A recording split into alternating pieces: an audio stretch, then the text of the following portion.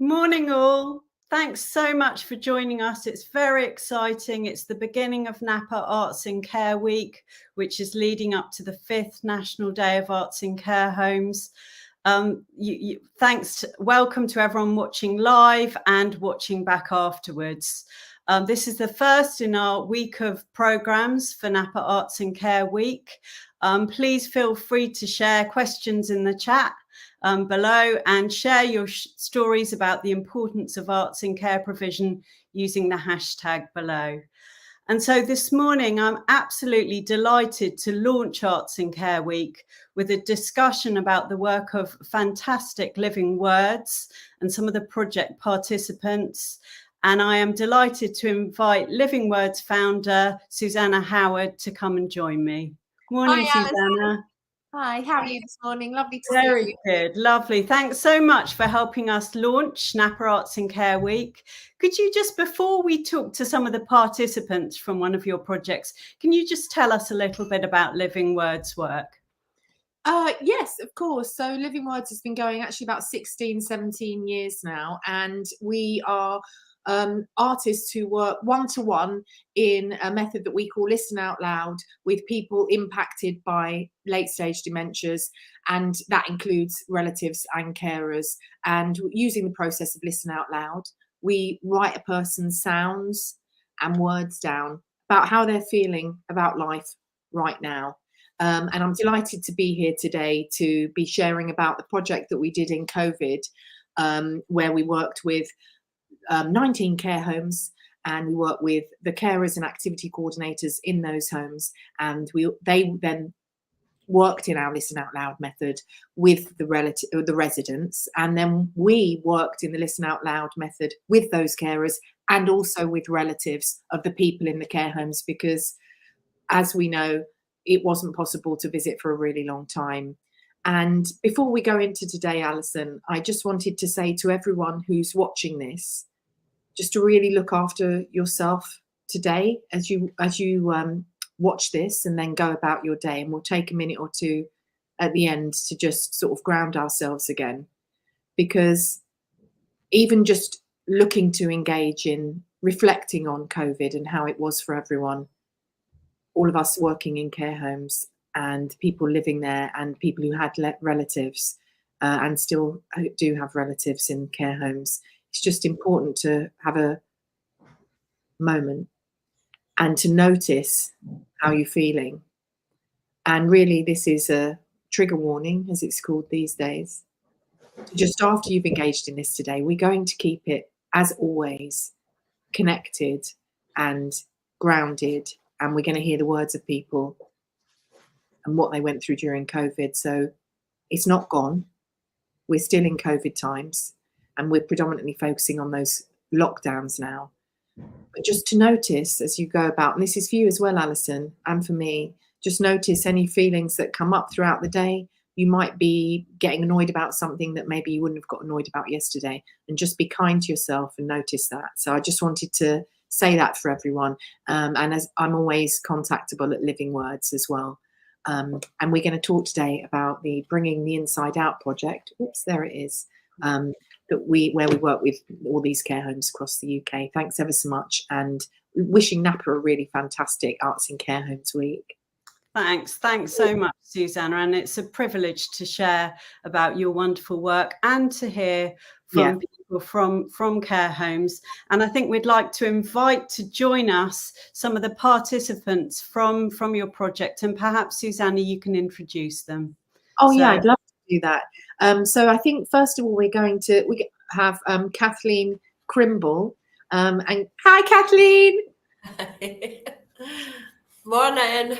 So you're up in Scotland? Yes, just outside Glasgow. Fantastic to have you with us. And there'll be a video about the project a little bit later on. We'll see you again.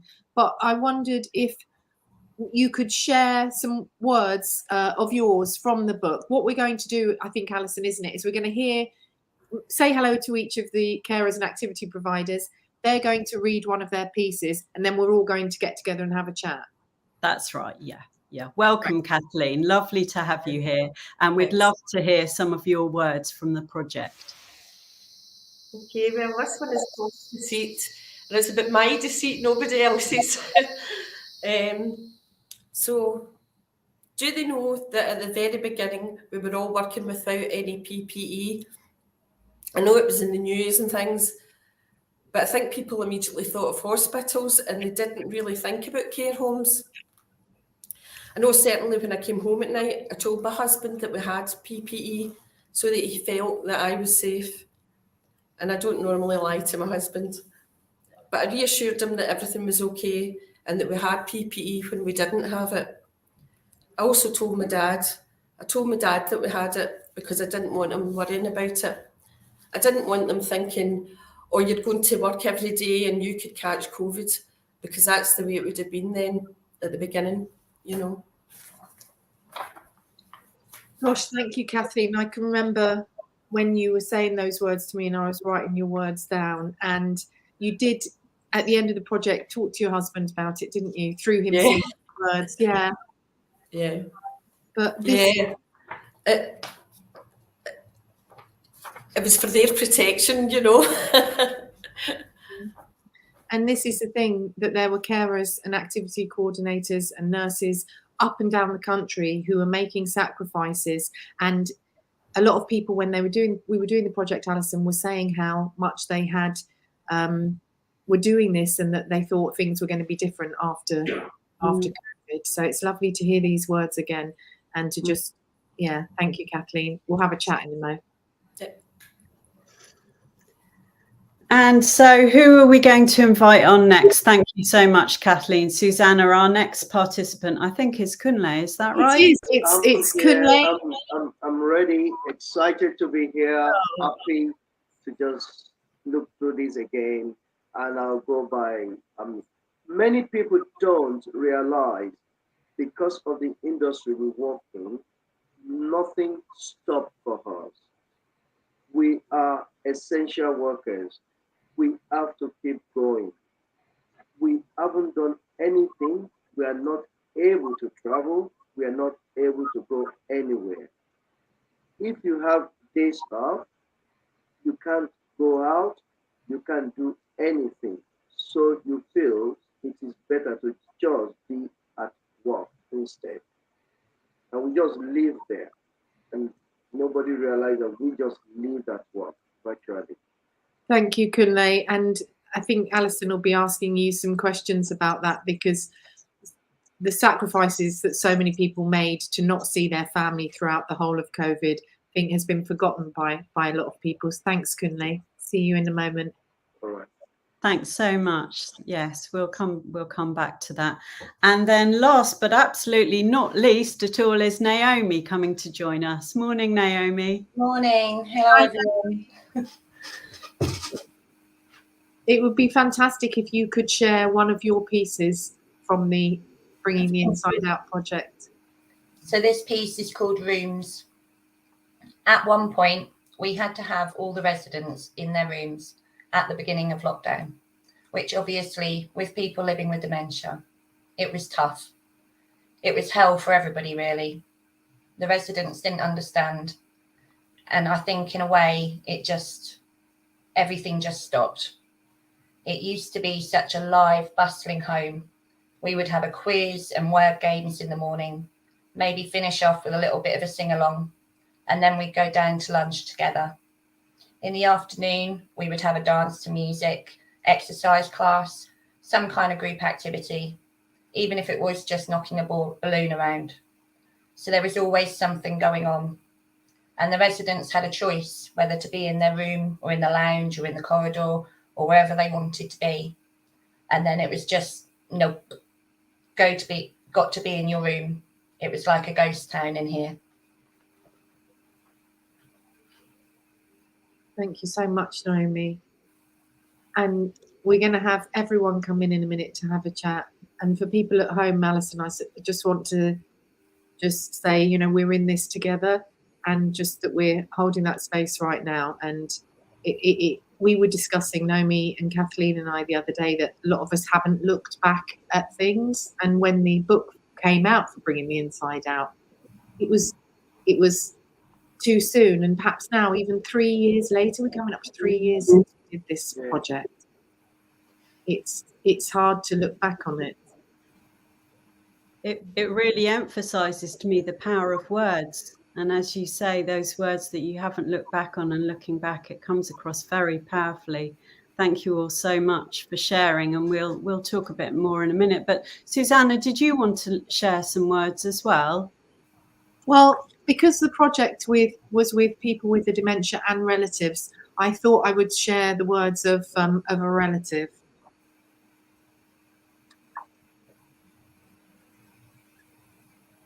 Segregation. It's a very difficult thing unless you've experienced it, unless you really care for someone who's in that environment.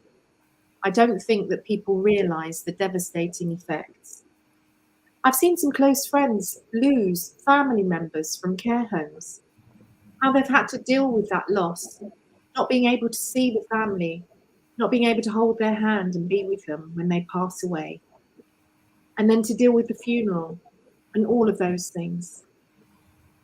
But what about the ones that are alive, that are still yearning for their family? I want people to think about that. Lovely. Those were the words of Jackie offered. And it's really nice to get that relative perspective as well. So I think now we're going to see a short film about your work, which will maybe show us a little bit more about the process, and maybe we'll hear some more words from that project. So I think that should come up now on the screen. You might recognise some faces. Shall I start? Yeah. I've really enjoyed the experience. You don't always get the time to do one-to-ones, but with COVID, that's the only thing we can do. So it was nice going in to the resident and having a purpose, what you was going in there to achieve, rather than just going in there for a normal chit-chat and to make sure their well-being was okay.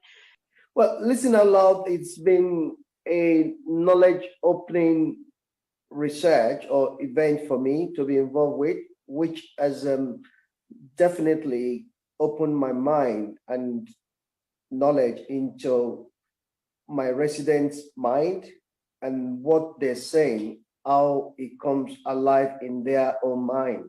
Using the Listen Out Loud approach really did make you, like I said in the sessions, that it makes you really truly listen, really focus on the words, but also the power and the conviction behind the words. I thought I did good eye contact with the residents, and until I've done this, and I really quite conscious of really getting that, because of the outcome is so much more. The knock-on effect is you find out things more. I was put forward for this. I didn't know anything about it at first. And when I read through it, I'm sorry to say I was a little bit sceptical, and I'm sorry. But when I actually did it, it was so uplifting that I could get to somebody by just saying different words. They actually know that you're listening to them. And yeah, I mean, I've seen it with the one lady that, you know, as I say, she'd just sit in a chair and that was it. That was all she'd do. Now I can actually have a little bit of a conversation with her. It's amazing how I can see them seeing me differently. Do you know that? Now I've started to notice, like, one of the ladies, and she said, "You're very, very good for me." It's a really fabulous project. It really is. It's just such a wonderful project, and the work that you guys do is so amazing, and I'm just so excited to get it out there and sort of get people reading the book. It's a research where, if possible, should be done with every person living with dementia. It was nice to meet other people around the UK in different areas and getting a different perspective on things, because our care home might have been different to someone else's care home. Yeah, when you actually write somebody's words down and when it's read back, it's the words coming alive as if the words are actually breathing. The key. Horrible. I can't join in with them, see them, be part of it, but I can't. Have calls and windows, but it's not the same. What they call it? The key. Key. Just the key. An ordinary key to keep me together. I feel as though I'm doing something. Sums It Up by Mary Obgobo. Not the most exciting, boring and painful. That just sums it up. That's about it. Yes. Nothing is happening. It feels empty. Life there, nothing happens.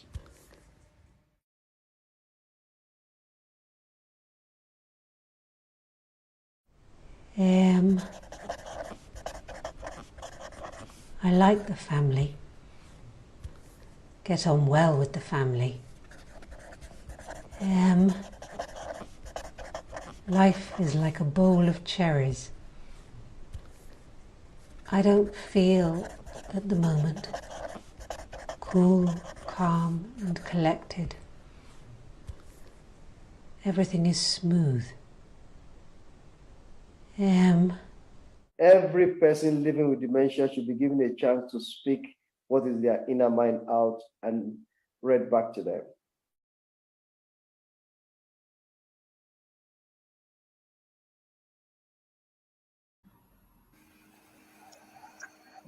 Wow, what a wonderful film, and lovely to see some familiar faces in there.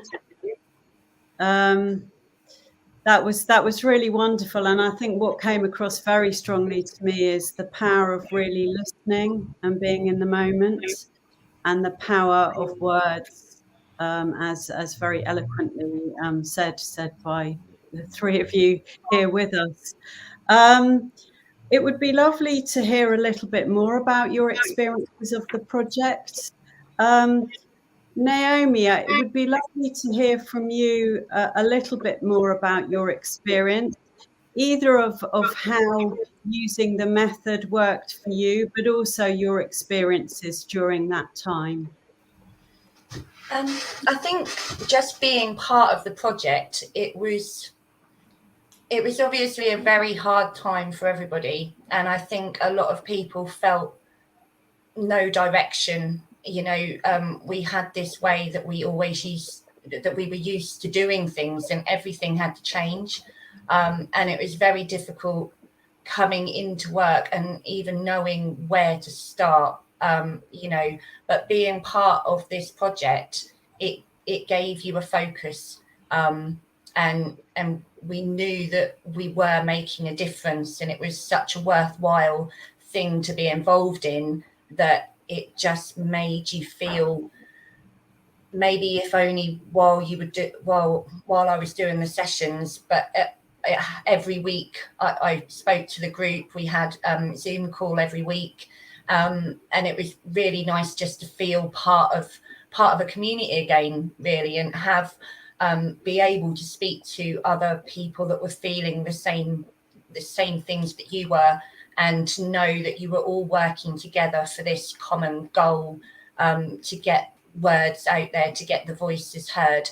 And even now, just thinking about the feeling that it was invaluable, it got me through being part of this project. You know, it was such a positive experience, and it was so full of emotion, and yeah, it was just amazing to be part of it, really.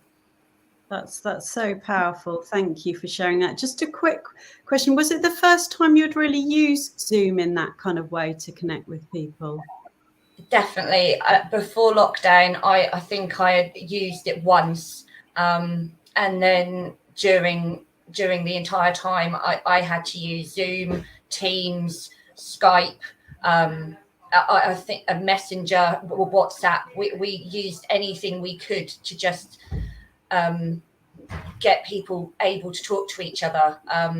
So I very quickly had to learn all of them, because we would have family members say, "Oh, I don't know how to use Zoom. Can we Skype?" Or so I had to learn them all, and it even that was a process of going through it and trying to do your best.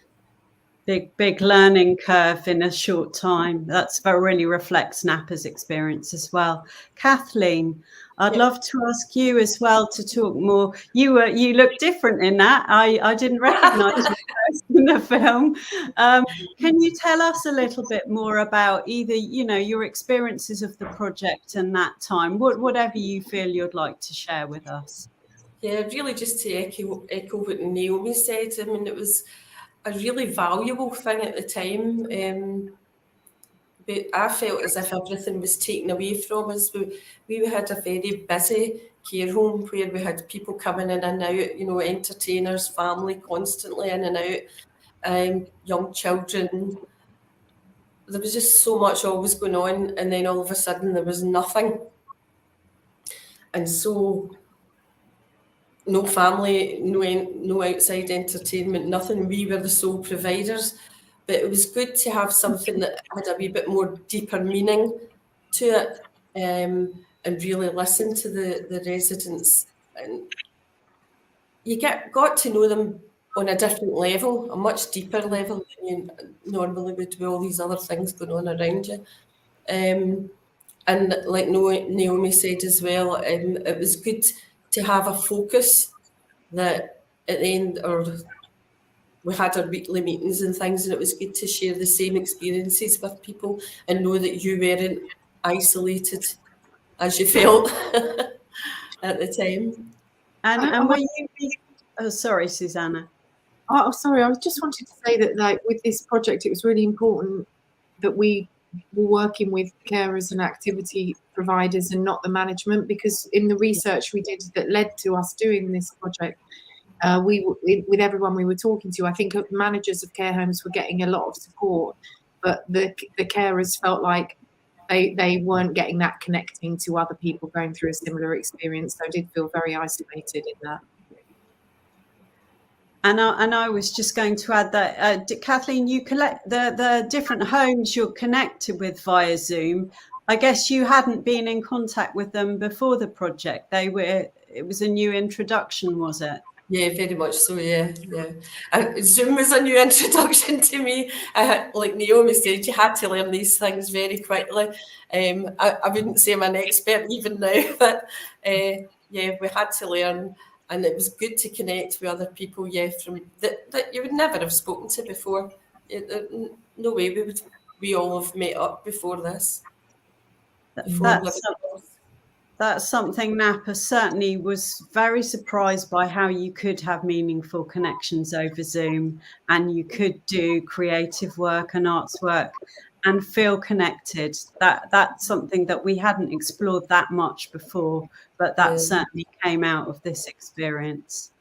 Kunle, I'd love to hear from you as well. I mean, you talk very movingly about how the home, you almost moved into the home during COVID. Can you share some reflections? I mean, COVID brought a different, it was like a storm eating you, and you have no escape but where you are, because you had a situation whereby sometimes the staff shortage meant fewer people were doing the same, fewer number of us had to do the same thing.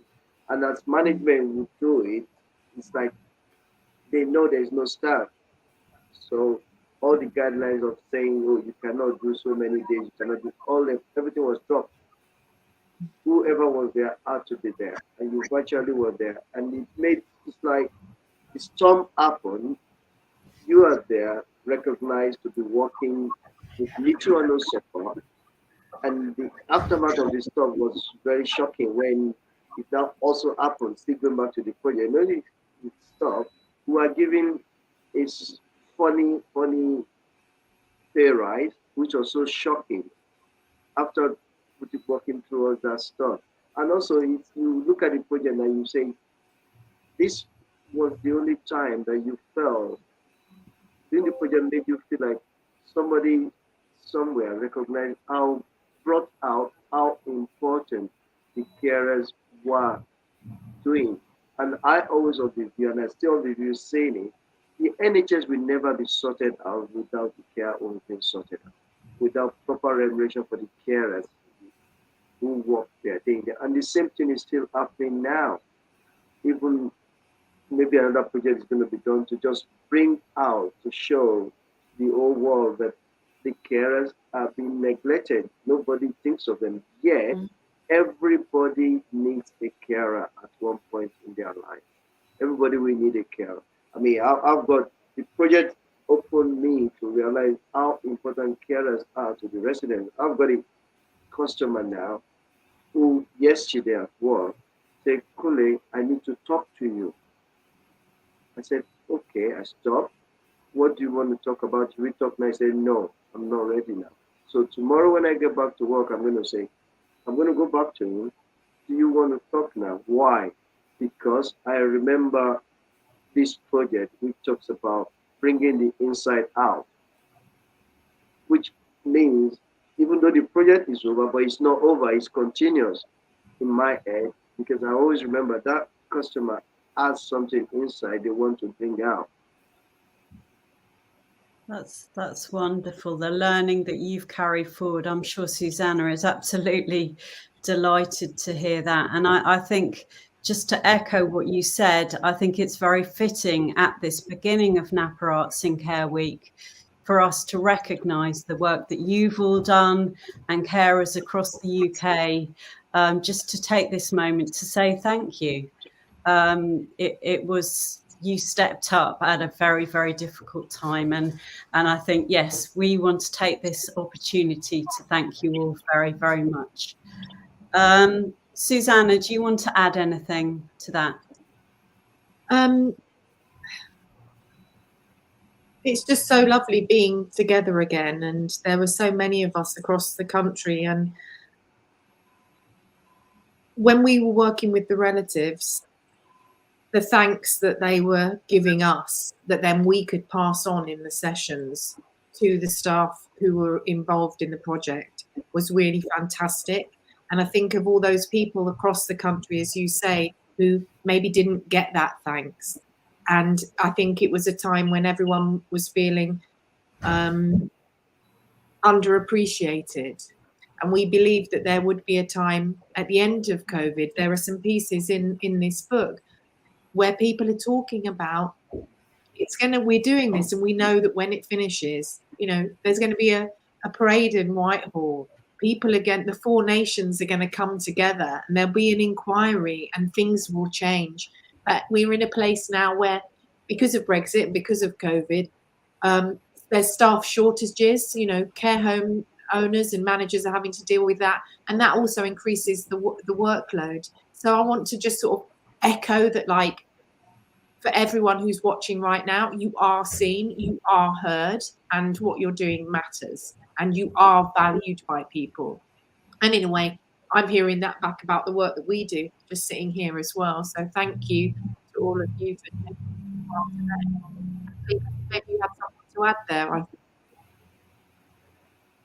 I just wanted to add, this is just such a powerful example of a care and arts partnership working, which is something Napa really believes in, and the benefits for everyone involved. And Susanna, you touched a little bit, the benefits for the artists as well, for everyone and the relatives, the people receiving care, the staff, everyone benefits from involving the arts and creativity. And I loved Kunle saying that he still uses the learning from that project now. That's really beautiful. I think you might be taking part in some drama work at the moment. Is that right, Kunle? I thought I heard something about Kunle. Since the project, we've actually done another project whereby we put up a play which some of my relatives and a few professional actors, which Key Workers Play, which was run at the Almeida Theatre in 2022.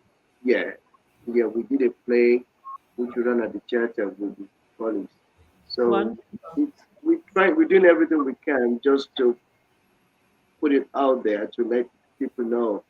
You need to just acknowledge that everyone needs a carer, will need a carer at one point in time, and whereby people don't talk about social care and they want to talk about the NHS only, the system will not be sorted. We're currently going through a period whereby in, day out, there is not enough people to run the ship. It's always over time.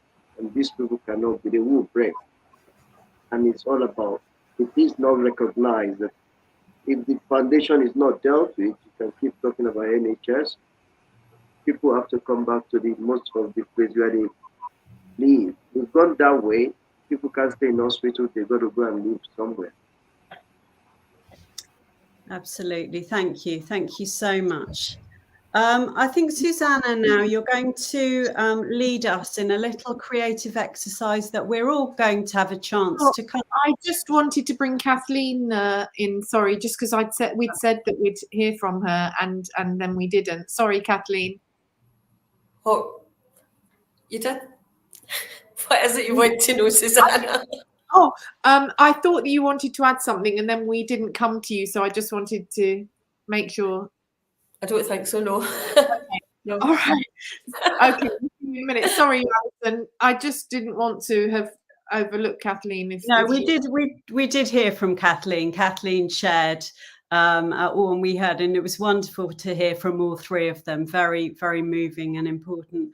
And did you, Susanna, I think you wanted to lead on a creative exercise for everyone to have a chance to just take a moment? Yeah, this was the first time that Living Words worked online, like so many people during COVID. And so the Listen Out Loud method that we work in, we then transferred that to the carers, and then they were working with that.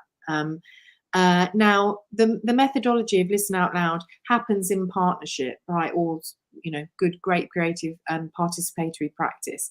But people watching right now may be on their own. So this is something that we're going to do. If you want to just see if you can lay your hands on a pen and a paper.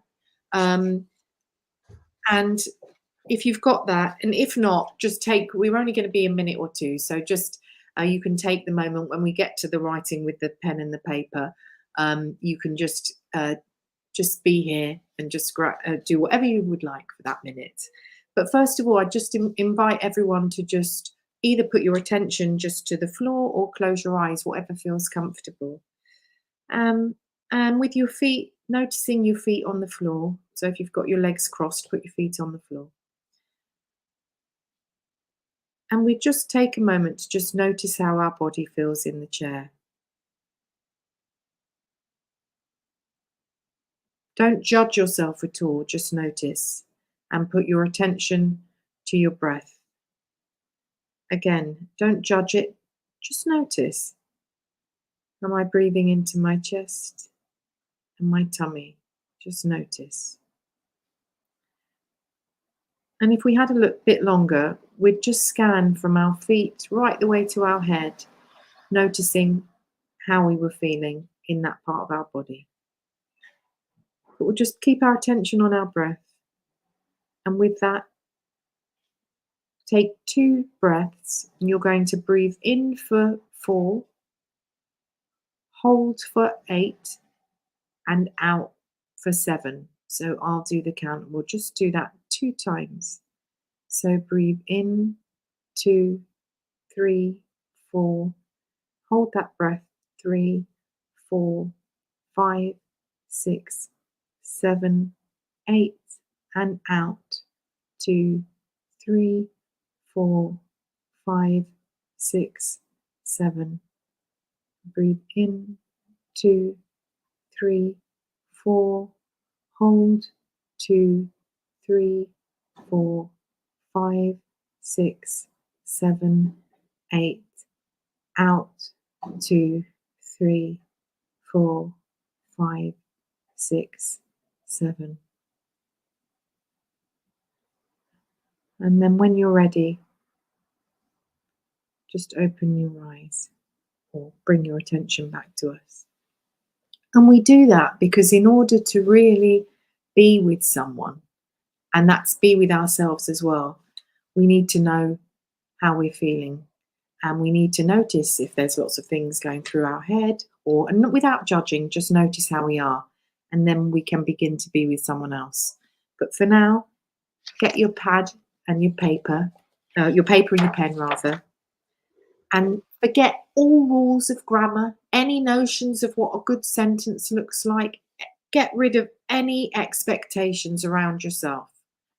This is just how you're feeling and it's just for you.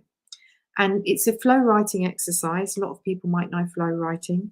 So you're going to start off and you're going to write, listening to myself, I feel, and you're just going to keep the pen moving. Don't worry about grammar. And we're going to do that just for 1 minute.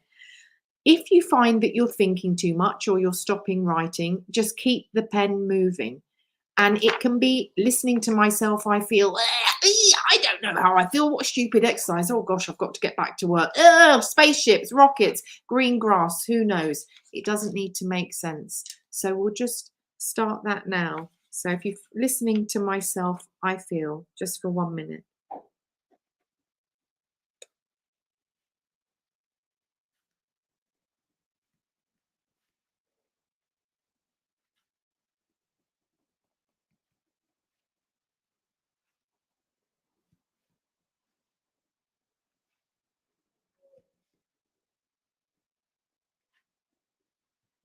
If you notice yourself thinking, keep the pen moving.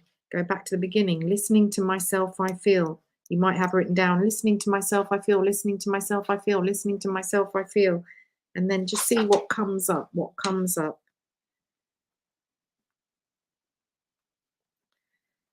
Lovely, and we'll go for just a bit longer.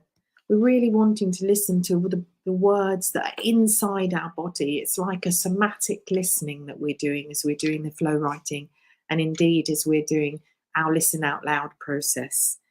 We have these sounds and words in us. When we're born, it's the first thing we do if we're able, is we make sounds. And we want to support everyone to be able to continue to make sounds and words. And we discover that the more we're able to use our sounds and our words and not judge ourselves, then the more we're able to eat better, sleep better, keep moving. It's all connected. So bring that sentence to an end, or that form of words, that bit of whatever it is. And just take a minute, just look back at your words and just notice anything that stands out for you.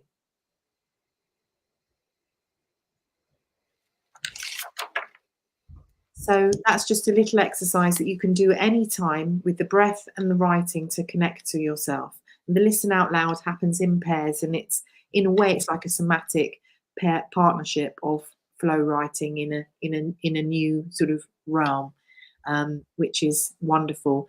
I just want to say, you know, whoever you are right now, wherever you are, we are good enough. We are good enough.